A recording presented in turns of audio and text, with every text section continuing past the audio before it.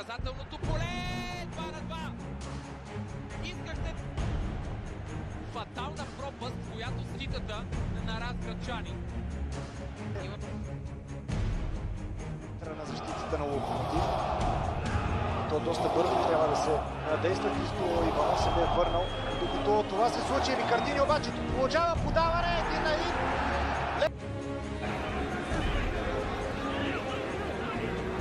Вандер Кап с добра позиция, която му помогна много. Горец, ЦСК и Левски. Само по себе си е постижение, заслужаващо похвали и комплименти. Все ми се струва, че да си тръгне. Келен наказателно поле. Евелин Попов иска подаване. Шанс за Евелин Попов. Чудесно се разбира от Келен Вандер Кап.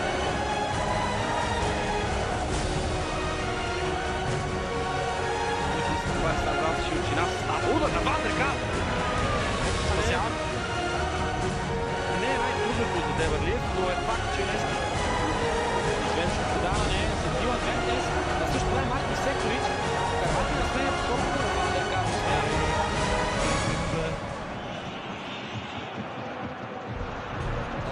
Първото настоящата синя селекция.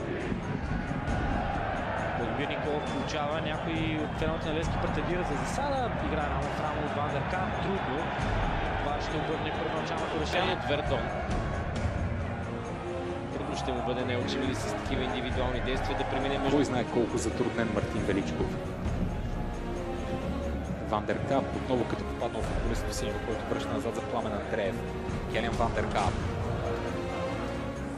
Прекрасно видя свободния Цуна. Елегантен Бабакар Дион. Пуска извежда подаване към Мартин Паскалев.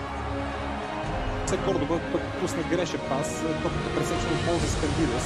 Стане върхува през зоната на Келен Вандер Кап и Фабио Лима е там да помогне в защита. Центриране от Станов. Левски определено опитва Сиатински да върне Арда в матча. Зато приличат липсите на Кристиян Димитров и Жереми Петрис. Там където и също така.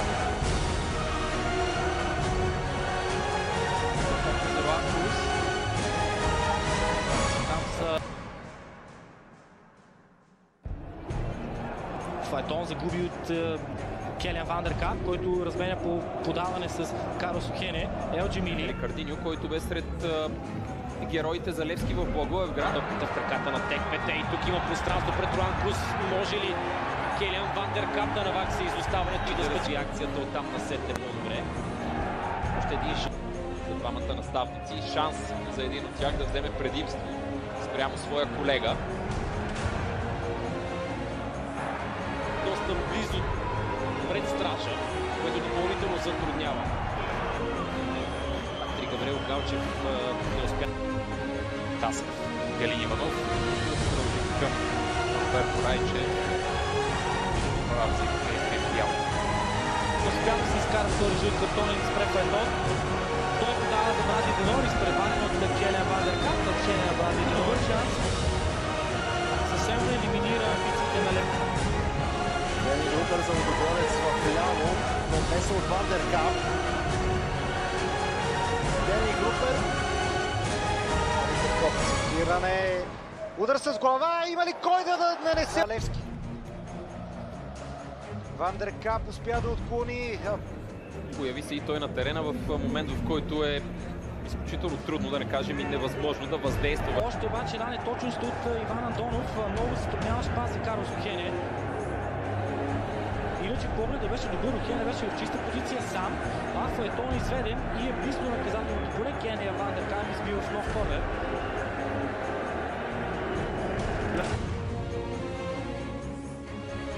Такива красиви голове, като този на Мари Петков в Полша. Вион. Шпагат от Келен Вандер Кап. Получава ли се така, че хората, които довеждане в футболната игра, ако се съдите последните думи на Николай Михайлов, думата е преди гол, може би се да обърка Левски и евентуално изказване от пейката на сините. След Николов с добър шанс за Слава Смеев от Владимир Николов.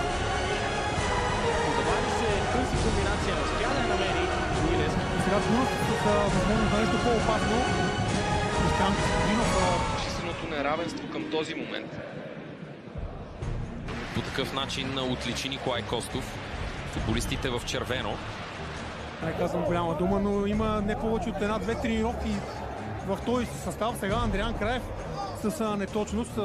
Двамата могат да се похвалят с кой знае какъв ръст. Поставя и свободни пространства и възможност за бързо. Тоест, ако Черно море бил... Maximalist. De Schuezede Tila Situada. Сефас. Контролор Мир Топи. Ренардо Сефас. Който Арлин Дакай търси опция в предни позиции. В крайна сметка успя да отправи подаване към Искрил Исап, което бе пресечен от Келиан. Това стана между втория и деветия кръг на кампания 2022-2023. Защо казвам втория и деветия? Вандеркап спечелно да купи Корпус Саклона за Вандеркап. Споменава като опция. Централният защитник почва до нея прибегна. Тя няма мисля на главата. Те говориха за неговите включвания в предна позиция, че те беше част от тази атака, но сега не е част. Пред наказателното поле. Вандеркап. Видя, че няма да може да настигне топката и веднъж с поредна дълга топка. Двубой между Станислав Генчев и Николай Костов в историята на родния футбол до този момент. Защото дори промяната по отношение на... Много важно докосване, което прати топката в Келиан Вандеркап. Рикардиньо. Отново Вандеркап.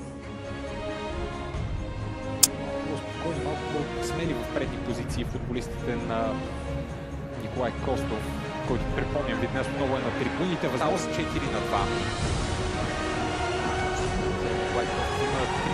Bien. Gata Renato Sefas manda till Komersumi.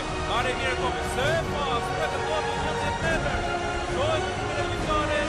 Luka penalty.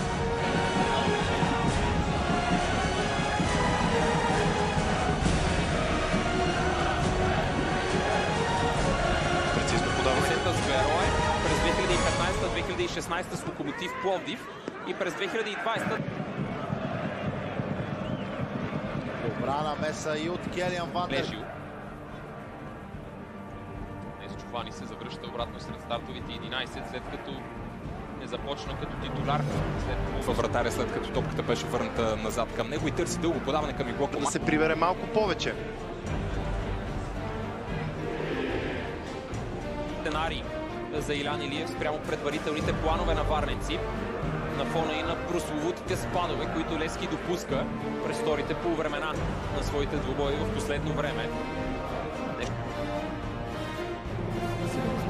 Колегото се Карлос Ван Ранкин, Крум Стоянов опита да намери позиция, от която да центри. Даване, което намира Патрик Габриел Галчев, само че остротата в нападението се попритъпи. Асистенция на своята сметка. Именно пред него сега се открива тази възможност след подаване на Дион. Отново Сигурен, че Георги Кабак вече преглежда ситуацията и отново ще се позоваваме на сигурни косване от Патрик Габриел Галчев. Дани Мартин ще стигне пръв до топката. Моментално я изпраща към Исмаил Исан.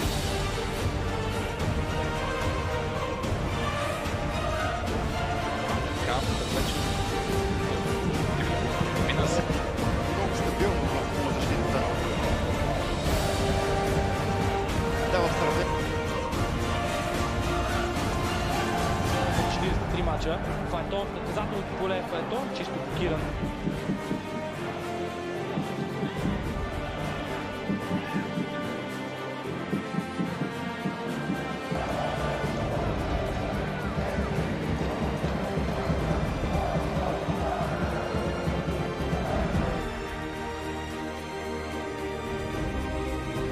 Раздава синьо и червено в средата на игрището.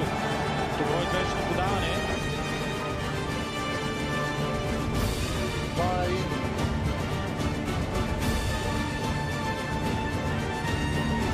Думата задължения и Палич ще бъде окончателно.